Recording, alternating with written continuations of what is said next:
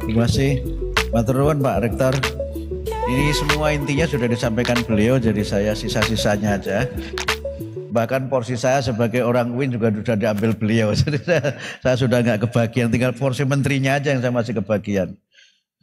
Assalamualaikum warahmatullahi wabarakatuh. Selamat siang, salam sejahtera untuk kita semua. Al-Mukarram Pak Rektor Universitas Negeri Malang, Pak Profesor Haryono yang tadi sudah mengantarkan acara kuliah ini dengan sangat mendalam. Bapak-bapak, para wakil rektor dan ibu para wakil rektor, para dekan dan seluruh jajaran pimpinan Universitas Negeri Malang, para guru besar dan juga sahabat saya Profesor Waras. Sebenarnya beliau yang lebih tepat menjelaskan deep learning itu Prof. Waras, karena beliau yang menyusun naskah akademiknya itu. Saya sebagai menteri nggak boleh nyusun naskah akademik, nanti menjadi staf saya kalau nyusun naskah. Karena itu Prof. Waras yang lebih tepat menjelaskan, dan juga tentu saya didampingi oleh Pak Gogot Suarwoto, PhD, Dirjen Pendidikan Anak Usia Dini, Pendidikan Dasar dan Menengah, ada staf ahli saya Ibu Rita Pranawati, dan juga mungkin ada lagi yang belum saya sebut, mohon maaf. Intinya seluruh peserta kuliah. Yang pertama tentu saya menyampaikan terima kasih Pak Rektor sudah memberi saya kesempatan untuk bisa hadir dan berbagi pemikiran sederhana pada kesempatan ini. Dan ini satu kehormatan karena saya tahu Universitas Negeri Malang ini adalah salah satu dari universitas Indonesia yang memiliki tokoh-tokoh yang berkontribusi besar dalam memajukan pendidikan di Indonesia. Yang kedua, saya terus terang saja awalnya tidak menyiapkan sama sekali, jadi ini karena ditugaskan Pak Waras, jadi saya datang ke sini. Itu pun beberapa waktu yang lalu ketika saya ke Malang, Pak Rektor, saya dibisiki Pak Waras karena tahu saya akan ke sini sehingga saya ditugaskan oleh Pak Waras untuk ke sini menjelaskan apa yang sesungguhnya tugasnya Pak Waras untuk menyampaikan. Saya ingin menyampaikan 3 hal terkait dengan deep learning ini, yang sesungguhnya bukan konsep yang baru dalam dunia pendidikan. Kalau kita baca literatur tentang approaches to learning, istilah ini muncul pertengahan tahun 70-an, terutama di negara-negara Skandinavia, dan tulisan-tulisan yang banyak berbicara tentang deep approach dalam pembelajaran itu, misalnya yang banyak menulis itu Marton Saljo dan tokoh-tokoh lain dalam dunia pendidikan negara Skandinavia. Tapi kemudian memang agak berkembang sampai tahun 80-an, 90-an ketika istilah ini mulai diresonansi oleh para proponen dari sebutlah kita kelompok kognitivis yang memang banyak mengangkat tema-tema ini dalam pembelajaran di dunia pendidikan. Tapi penguatan dalam teori ini memang kalau kita tarik pada teori dan aliran pendidikan mungkin bisa ketemu dalam konteks awalnya itu pada aliran konstruktivis dan aliran information processing. Yang memang nanti dalam perkembangannya kita melihat bahwa deep learning itu ketika dikaitkan dengan teori information processing itu berkaitan dengan deep level processing of information. Ini yang kadang-kadang ketika saya sempat mengembangkan istilah ini Pak Rektor, itu langsung kawan saya menyebut, Mas, deep learning itu kan artificial intelligence gitu. Yang memang kalau kita lihat artificial intelligence itu basisnya adalah memang deep processing dan data storage yang sangat besar. Nanti kita akan bicara itu. Kemudian yang kedua adalah teori konstruktivis yang menyebutkan bahwa belajar itu adalah proses di mana kita itu construct knowledge. Dan ini memang juga aliran yang agak banyak berkembang, dan perkembangan itu paling tidak dipengaruhi oleh 3 hal yang melasari konteks pada saat gagasan dan konsep pendekatan ini mulai dikembangkan. Yang pertama adalah ketika ditemukan komputer. Yang sebenarnya dalam proses komputer itu ada proses yang sering disebut dengan proses di mana kita menangkap informasi, menyimpan, dan kemudian menggunakannya. Nah, 3 proses ini sering disebut, misalnya John Biggs menyebut ini dengan 3P, yang disebut dengan Research, Process, and Product. Yang bagaimana produk itu sangat ditentukan oleh the level of process that we implement for the acquisition of information. Kira-kira bahasa UNM-nya begitu.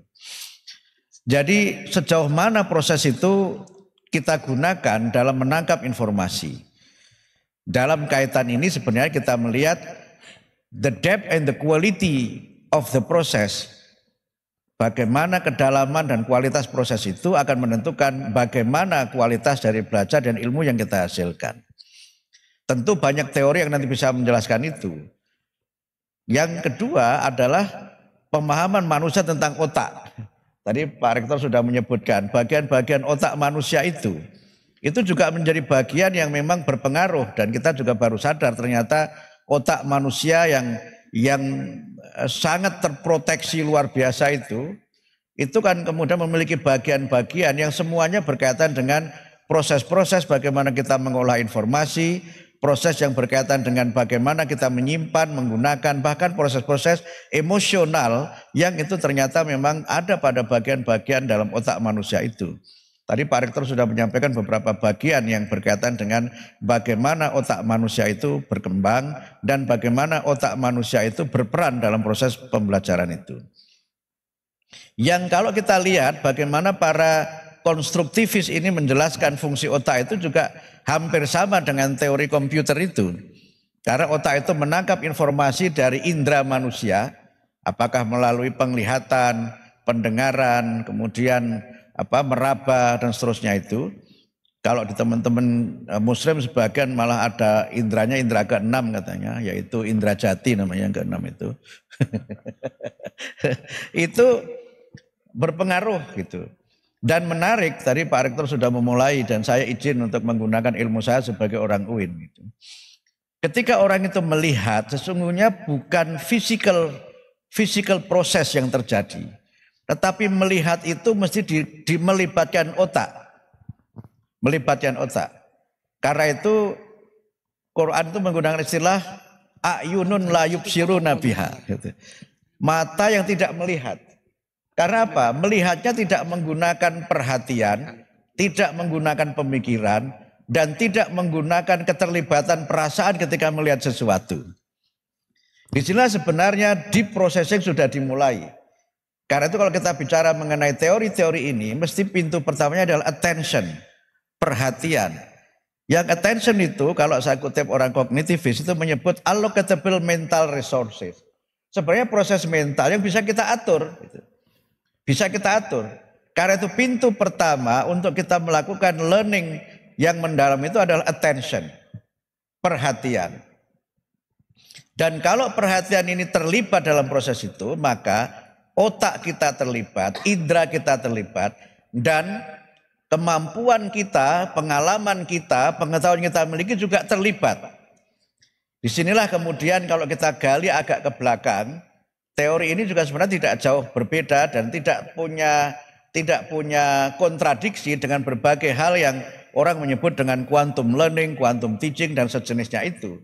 Karena while we are listening to something, ketika kita mendengar sesuatu, while we are seeing something, ketika kita melihat sesuatu, sesungguhnya otak kita itu tidak berhenti. Otak kita itu bekerja dan ada proses di mana yang kita lihat, yang kita dengar, yang kita raba, yang kita rasakan itu dihubungkan dengan apa yang sudah kita ketahui sebelumnya. Sehingga di sini ada proses yang melibatkan pengalaman, pengetahuan, bahkan rasa ingin tahu yang lebih jauh dalam kita melakukan proses belajar itu. Itu yang kedua. Yang ketiga adalah sebuah proses yang memang mendasari ketika orang itu mulai memahami sistem komputer itu, kemudian bagaimana cara kerja otak, kemudian dikaitkan dengan bagaimana ilmu itu digunakan. Nah, disinilah kemudian the usage of the knowledge itu tidak sekedar A keluar A. Kata kunci dalam proses ini adalah transformasi, bukan transfer. Karena itu teori yang menyebutkan belajar itu proses transfer of knowledge, skill and values. Itu menurut saya adalah proses belajar yang saya menyebutnya dengan belajar yang tadi Pak Rektor juga mengantarkan di depan. Proses belajar disebut dengan surface learning. Pembelajaran yang hanya di permukaan, yang orang itu tahu what, they know about what, tetapi kadang-kadang know what gitu. Nggak ngerti apa-apa gitu. Dia belajar itu buat apa itu nggak ngerti. Sehingga karena dia tidak mengerti, maka kemudian dia tidak menemukan meaning dari yang dia pelajari. Dan lagi-lagi ini orang konstruktivis yang sudah bicara begini. Karena learning is about finding meaning, menemukan makna dari yang kita pelajari. Nah, proses menemukan makna inilah sebenarnya proses yang membuat orang itu merasa gembira ketika dia belajar. Nah, di sini mungkin kita ketemu teori Gestalt. Yang ketika orang belajar itu menemukan insight. Ya, insight itu kan menemukan pencerahan dari yang dia pelajari itu. Dan berbagai teori lain yang menjelaskan bahwa knowing something, mendapatkan sesuatu, mengetahui sesuatu adalah proses di mana orang menemukan apa yang baru dari yang dia pelajari.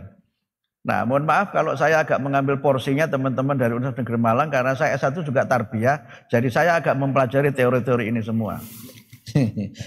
UIN itu hanya rumahnya saja, ilmunya kan hampir sama gitu. Mungkin kelebihannya plus ayat-ayatnya itu yang mungkin agak berbeda.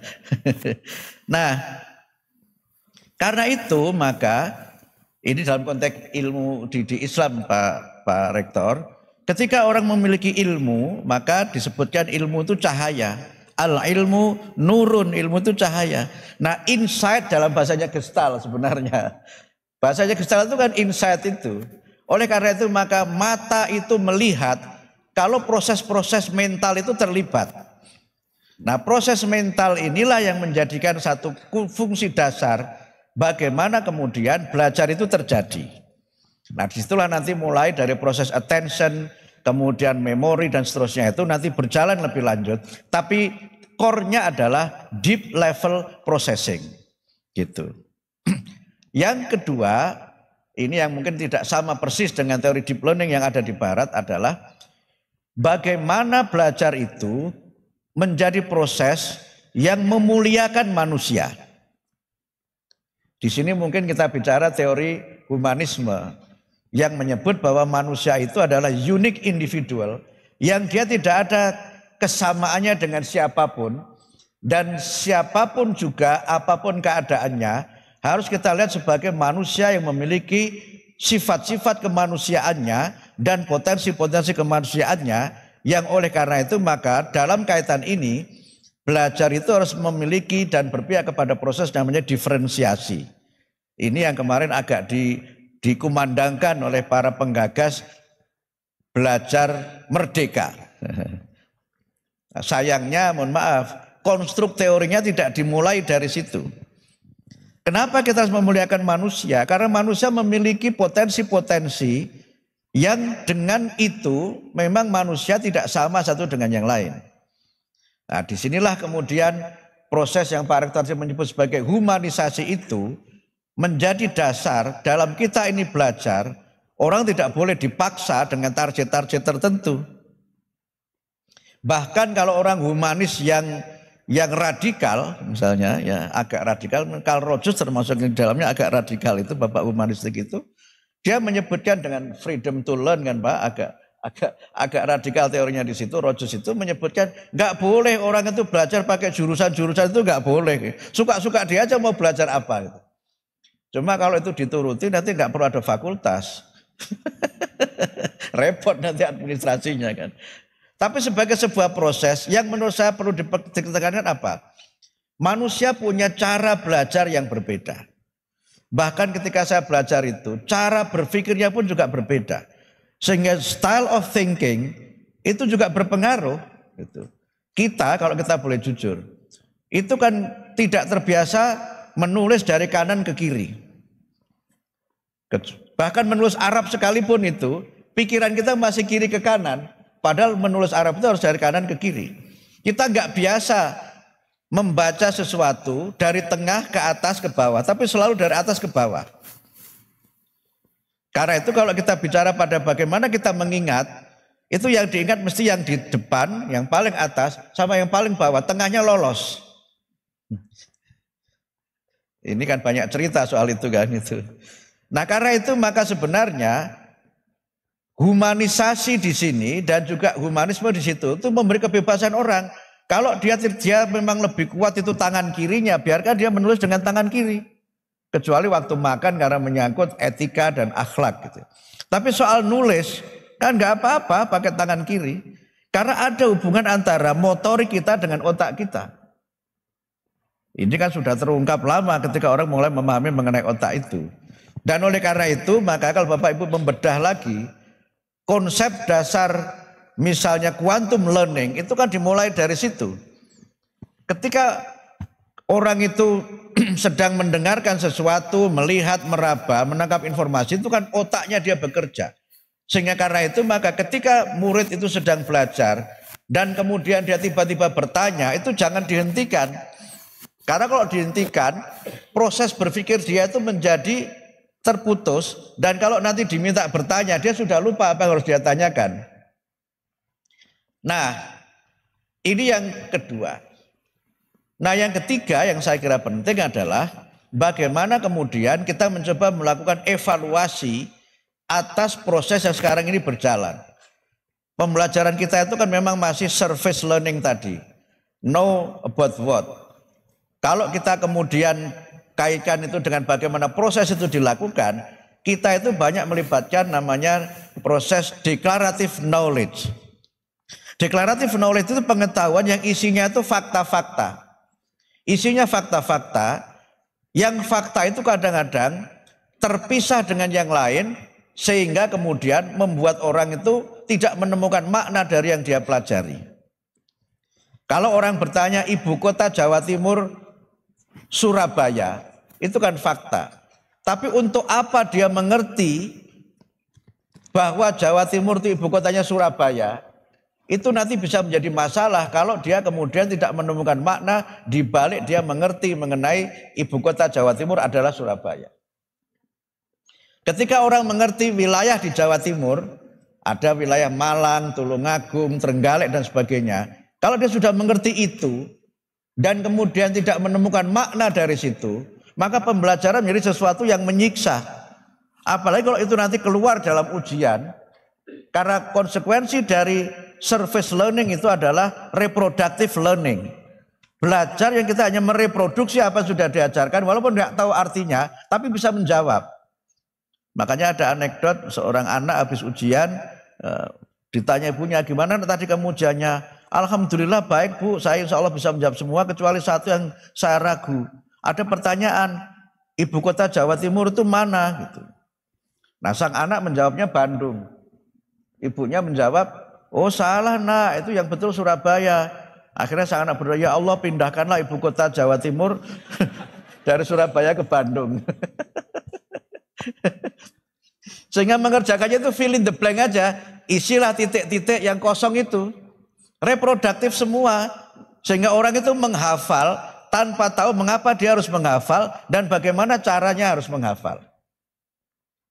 Karena itu maka dalam deep learning ini perlu meningkat dari declarative knowledge ke arah procedural knowledge, knowledge tentang how. Yang how itu sebagian dibangun dari meaningful fact, fakta-fakta yang bermakna.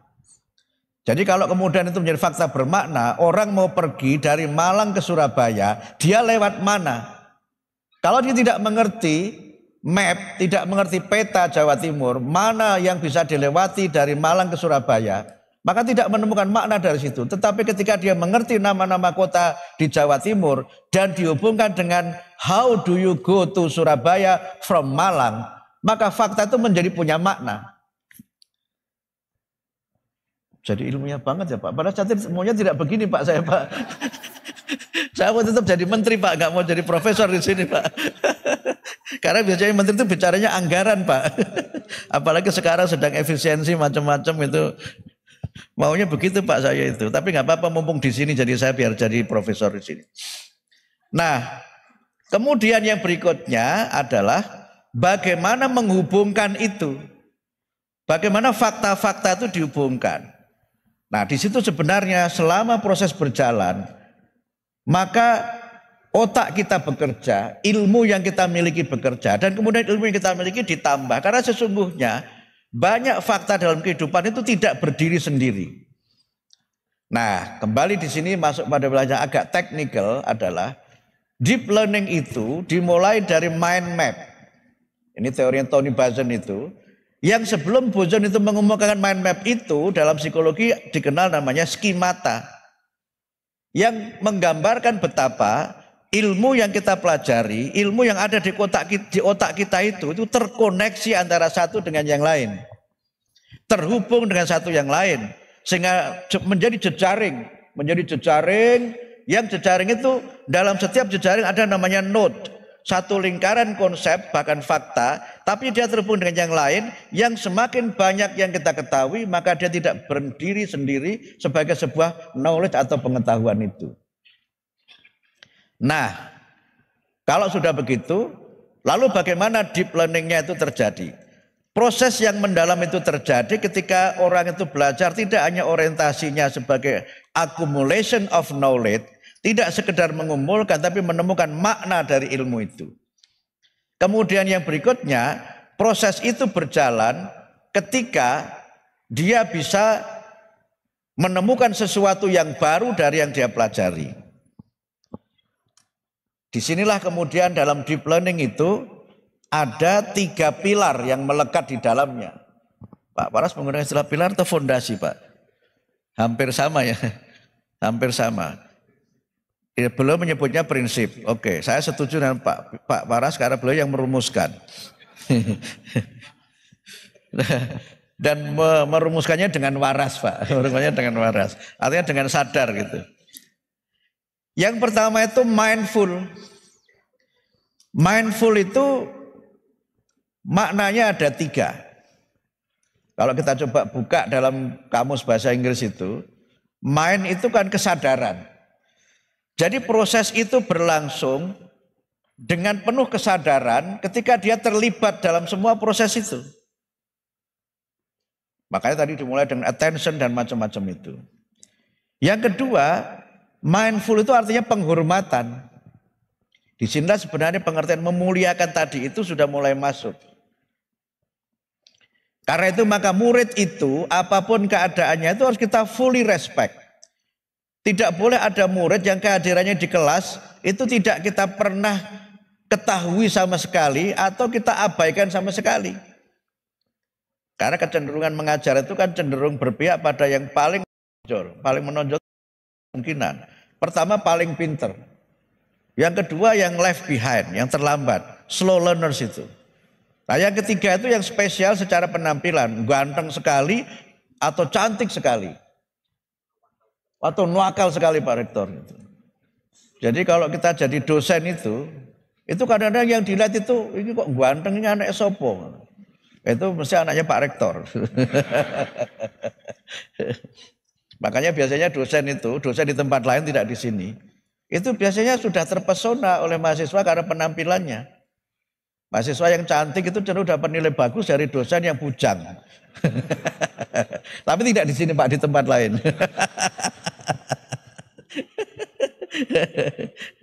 Ini kan sama-sama dosen lah kita ya baik.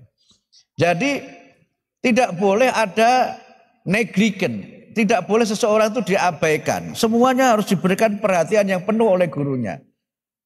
Tidak boleh dia dilukai perasaannya dan tidak boleh dia tidak dihargai pendapatnya.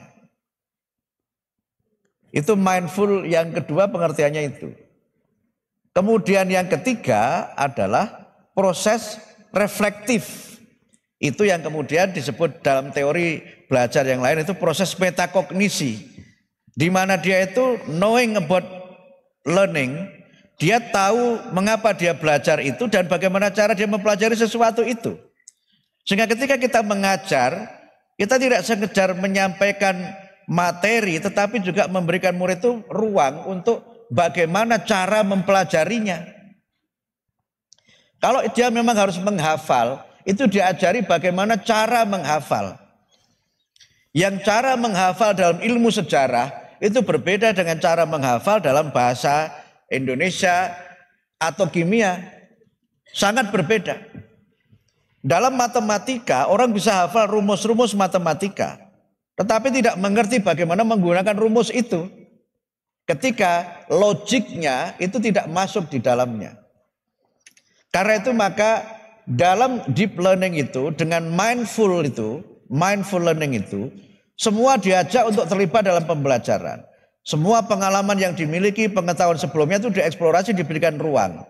Yang dengan itu, nah ini ketemu dengan teori yang agak klasik yang disebut dengan CTL itu, Contextual Teaching Learning, di mana kita mencoba untuk mengetahui sesungguhnya murid-murid kita ini sudah mengetahui tema itu sedalam apa, sebesar apa.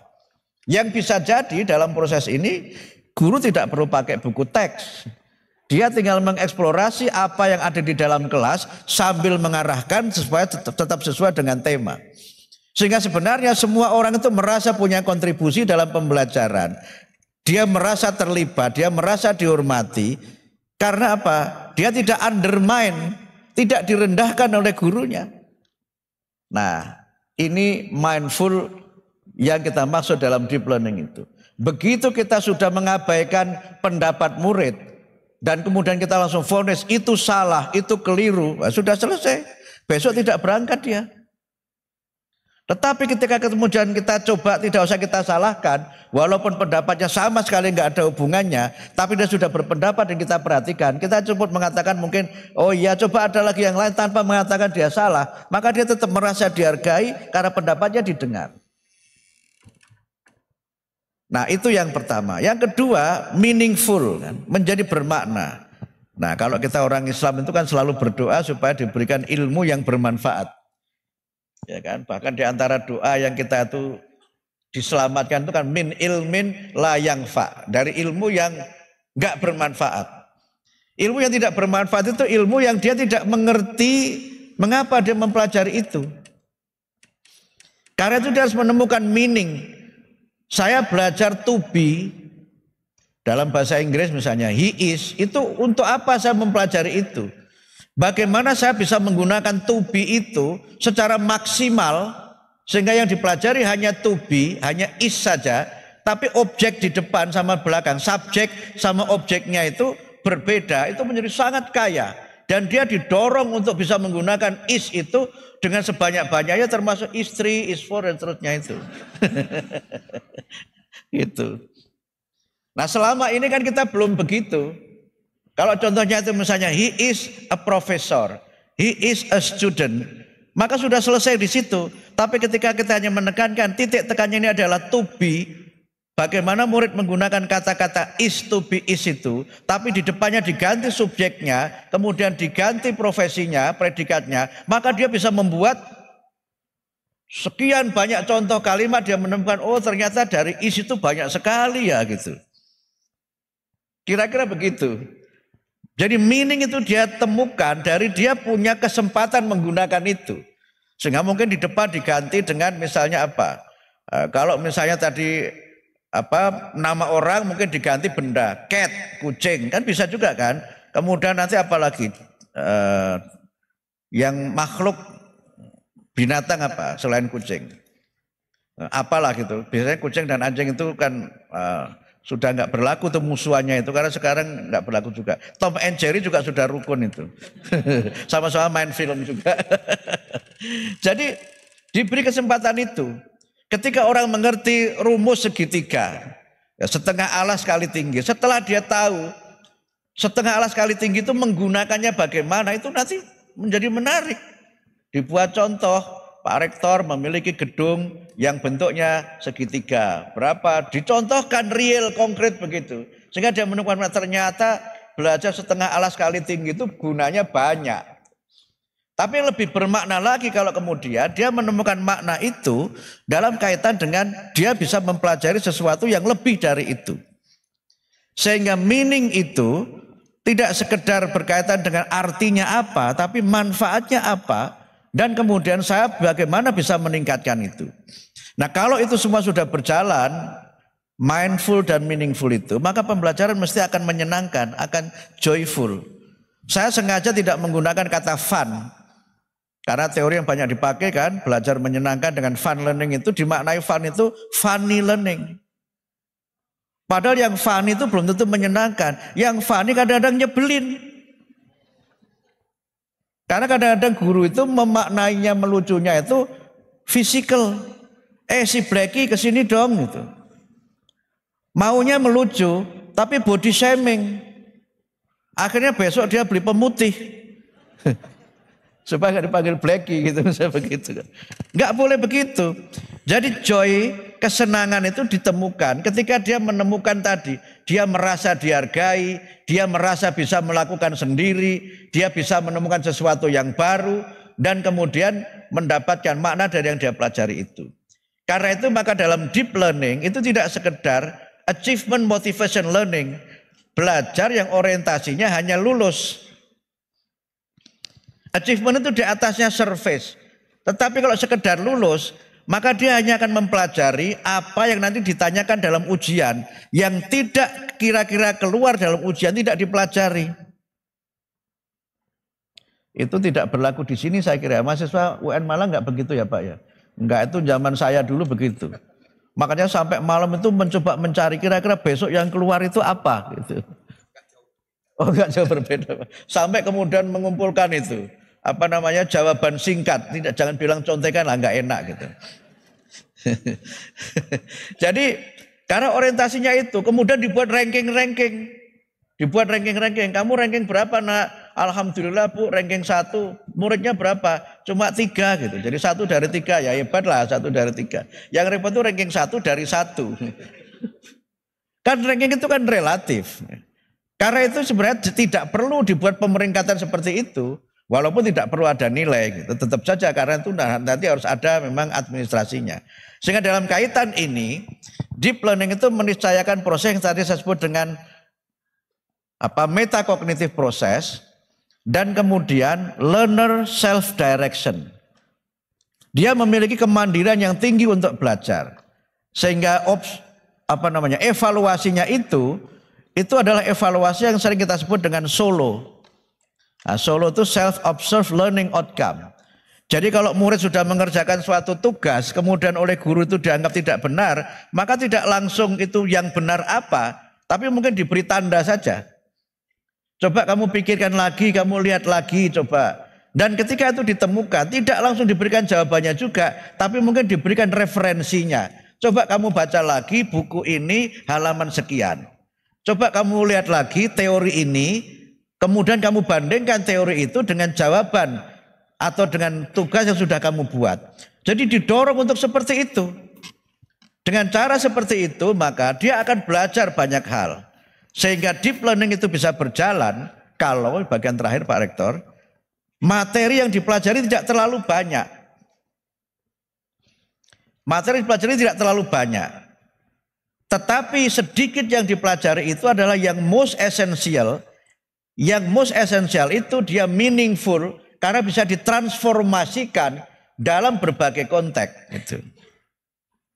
Disinilah kemudian kalau ini nanti sudah mulai berlaku Pak Rektor, kami akan melakukan perubahan muatan materi pelajaran. Sekarang kami sudah mulai tugaskan kepada BSKAP untuk melihat muatannya itu. Karena banyak yang mengkritik muatan materi pelajaran kita itu meyek-meyek. Meyek-meyek itu bahasa Jawa Timurnya apa ya? Ya overload itu. Overload. Saya pernah mendampingi ponaan saya kelas 5 SD. Harus mengerjakan LKS tentang konferensi meja bundar. Kenapa tidak meja segi 4? Nggak tahu juga saya. Dan gurunya nggak pernah menjelaskan kenapa meja bundar. Dia hafalkan saja itu. Untuk apa? Bisa menjawab LKS itu. Banyak hal yang kita ajarkan itu lepas maknanya. Sehingga menjadi fakta-fakta yang kadang-kadang itu ditangkap keliru oleh murid kita. Cerita Singosari, Kerajaan Singosari, keris Empu Gandring itu kan ketika saya belajar dulu kan hanya cerita bunuh-membunuh dimulai dari rebutan istri. Oke Pak, kerisnya sekarang di mana ya Pak itu ya? Jangan ada di museum mana tuh kerisnya Ken Arok itu Pak, sama kerisnya apa namanya Pak? Yang buat kerisnya itu Empu Gandring, rebutan Ken Arok sama Tunggul Ametung memperebutkan Ken Dedes itu. Kalau hanya itu yang disampaikan, kemudian tidak ada value, tidak ada nilai yang kita tekankan ketika dia belajar peristiwa sejarah itu, maka murid bisa menangkap sejarah bangsa ini adalah sejarah pertumpahan darah dan bunuh-membunuh. Inilah kenapa kemudian nilai itu harus melekat pada semua mata pelajaran, dan nilai itu yang membuat yang dipelajari menjadi bermakna. Nah, karena itu dalam deep learning itu selain aspek knowledge-nya, aspek skill-nya, value-nya juga harus ada di dalamnya. Saya sering mencontohkan ini, mohon maaf Bapak Ibu, kembali contohnya itu matematika kan. Jadi ada, ini logika matematika saja. Misalnya ada seorang guru membuat tulisan, Pak Rektor, membuat garis gitu, membuat garis masih pakai papan tulis karena itu guru zaman dulu. Guru sekarang nggak lagi pakai papan tulis kan, pakainya PowerPoint kan. Yang kadang-kadang nggak ada power dan nggak ada poin, cuma tayangan aja gitu. Cuma tayangan aja, powernya apa, poinnya apa juga nggak ngerti juga yang bikin itu. Repotnya kadang-kadang yang buatkan staffnya. Sehingga ciri-ciri yang bikin PowerPoint sendiri dan dibuatkan itu kalau bagian terakhir itu. Kalau dia dibuatkan itu terus begitu, tapi ternyata munculnya terima kasih. Berarti dia nggak bikin itu. Kalau dia bikin mesti tahu itu urutannya mana yang terakhir, mana yang awal. Karena dia nggak bikin, dibuatkan oleh staffnya itu, maka terus ternyata terima kasih. Gitu. Nah, untung saya tidak begitu Pak. Saya niru Pak Daud Yusuf itu. Pak Daud Yusuf itu, Pak Menteri Pendidikan kita itu kan salah satu pendidikan yang top itu ya. Itu beliau itu tidak pernah bikin pidato yang dibuat oleh anak buahnya.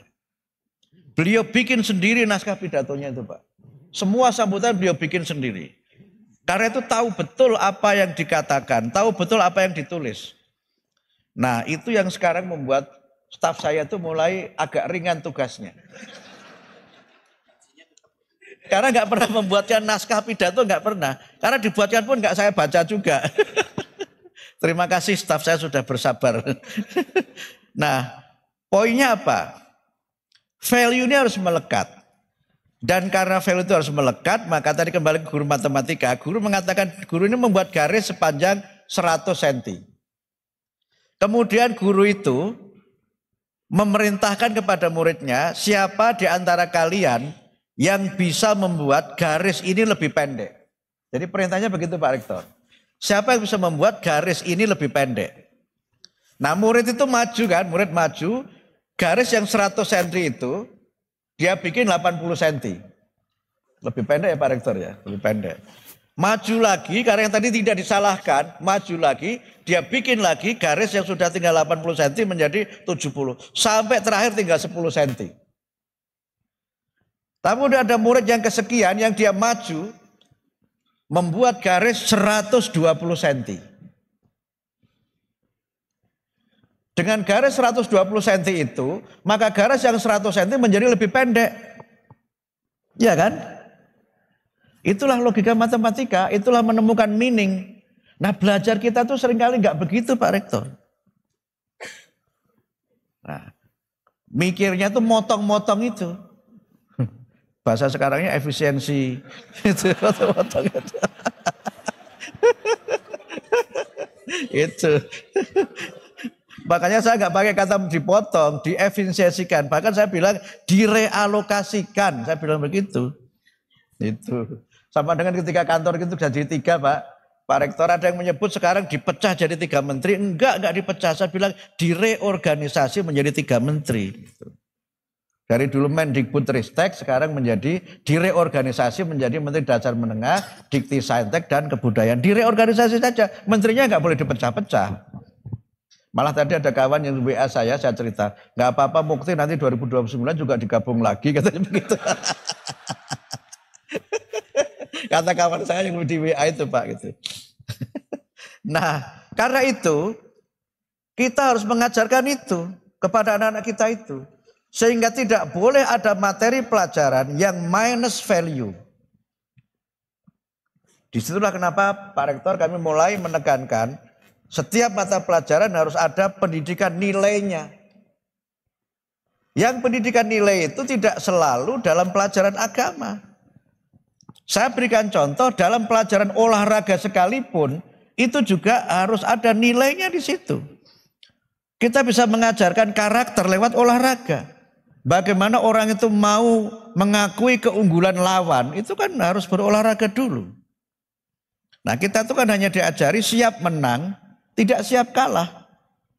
Karena achievement tadi orientasinya malah untuk bisa menang, menghalalkan segala macam cara.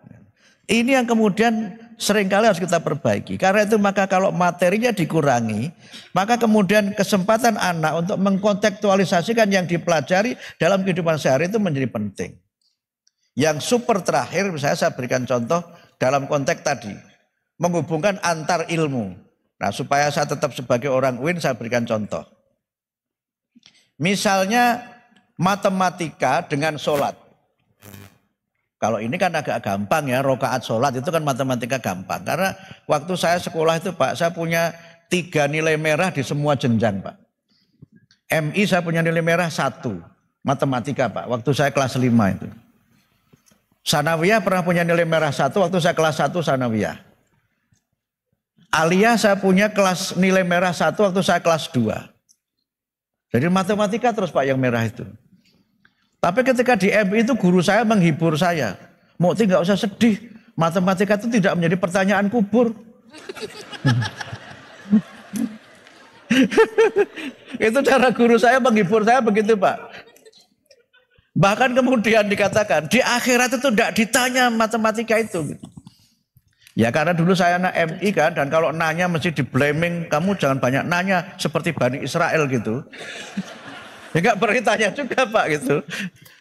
Tapi lama-lama setelah saya tuh kuliah, setelah saya ini kok kayaknya Pak Guru itu gak bener deh gitu.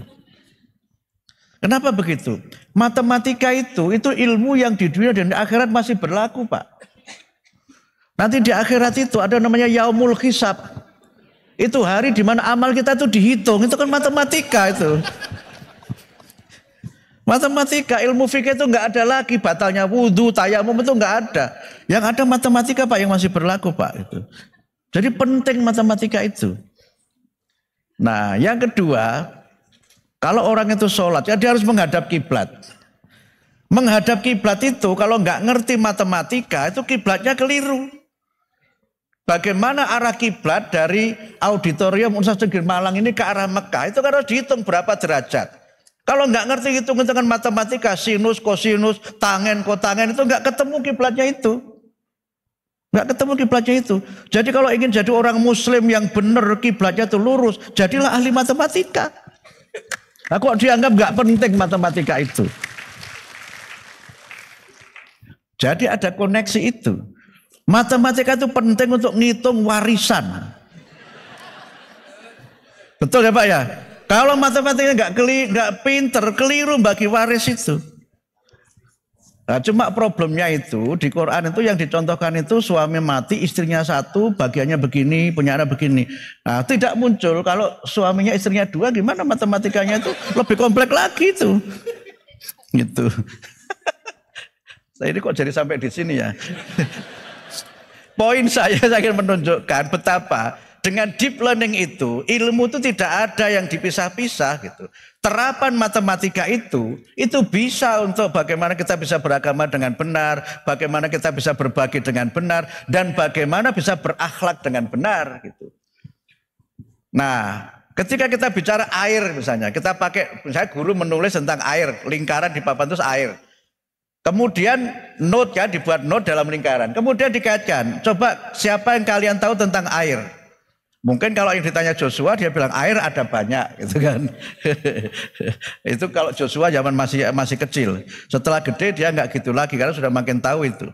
Yang lakunya diobok-obok itu Pak. Mungkin dia akan menyebut itu air macam-macam. Kemudian coba air dikaitkan dengan agama. Oke, ini ada namanya air mutlak, ya kan? Oke, contohnya lagi apa? Ini air mustakmal. Contohnya lagi apa? Ini air yang sudah kotor. Coba air mustakmal apa? Contohnya kelapa. Ketemulah dari air itu nanti apa namanya mutlak, mustakmal, kelapa. Coba yang kamu tahu tentang kelapa. Nanti kemudian tahu lagi kelapa itu termasuk jenis tumbuhan apa. Nyambung semua sebenarnya ilmu itu. Dan ini hanya bisa dilakukan kalau deep learning itu diterapkan. Ya kalau tidak tadi yang nyebut Bapak atau siapa tadi? Oh Pak Muhajir tadi nyebut yang pendapatnya Pak T. Yaakob itu. Kalau Anda menjadi orang yang spesialis, nggak mengerti apa yang Anda hubungkan satu dengan yang lain, maka Anda menjadi tadi istilahnya apa Pak? Fak idiot. Fak idiot itu bahasa lainnya itu berpikir kayak kacamata kuda itu. one single perspective. Lihat segala sesuatu dari sudut pandang. Dengan deep learning, orang itu menjadi berwawasan luas. Karena segala sesuatu terkoneksi satu dengan yang lainnya. Tidak kemudian terjadi proses diskresi satu dengan yang lain. Itu arahnya nanti ke situ. Kemudian yang berikutnya, dengan itu maka mohon maaf tidak lagi membeda-bedakan ilmu. Karena semua ilmu itu saling berhubungan. Tadi saya contohkan ekstrim antara tadi matematika dengan arah kiblat, dengan warisan, belum lagi yang lain-lain. Nah, karena itu maka materi nanti kita kurangi. Nah, soal saya sering ditanya Pak Rektor, ini nanti hubungannya apa ini dengan K13 dan Merdeka? Saya bilang nggak ada hubungan. Yang Merdeka, yang K13 gitu. Karena apa? Kalau kita berusaha menekankan deep learning pada outcome based learning, itu ya ketemunya Merdeka. Tetapi kalau penekannya pada thematic learning, itu ketemunya K13. Nah ini di mana? Di mana-mana. Makanya saya ditanya banyak wartawan, apakah nanti itu dirubah? Saya nggak berpikir merubah, saya cuma berpikir ini diterapkan. Walaupun nanti ujung-ujungnya itu memang ada yang berubah. Tetapi urusannya Pak Waras itu nanti. Urusannya Pak Waras. Sehingga karena itu, outcome base itu kan sebenarnya kamu belajar ini, yang harus kamu capai itu ini, kamu sampai di mana itu kan outcome base. Tetapi kalau tematik, karena yang diajarkan itu adalah kompetensinya, maka satu tema itu bisa dibahas dalam banyak sudut pandang keilmuan. Itu kan sangat K13. Tapi saya harus berhenti sampai di sini. Sebelum saya membuat Bapak-Ibu semakin tersiksa dengan yang saya sampaikan ini. Karena makin dijelaskan makin nggak paham saya juga dengan yang saya sampaikan sendiri itu. Saya kira demikian, terima kasih. Wassalamualaikum warahmatullahi wabarakatuh.